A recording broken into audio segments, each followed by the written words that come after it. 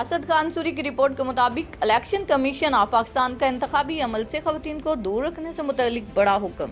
خواتین کو ووٹ سے روکنے اور امن و امان کے مسائل کی وجہ سے ضلع لکھی مروت کی تحصیل سرائے نورنگ کے 6 پولنگ اسٹیشنز پر دوبارہ الیکشن ہوں گے۔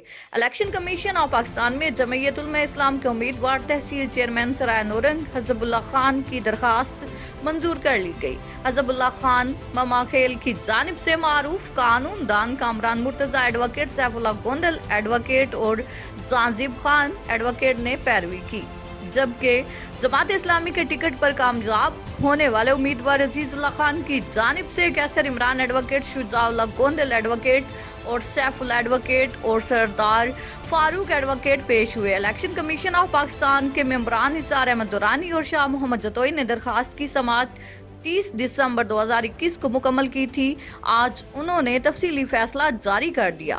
انہوں نے دونوں طرف سے دلائل سنے اور تفصیلی فیصلے میں تحصیل سرائے نورنگ کی ایک پولنگ اسٹیشن پر خواتین کو ووٹ سے روکنے اور 5 پولنگ اسٹیشنوں پر امن و امان کی وجہ سے دوبارہ پولنگ کے احکامات جاری کر دیے۔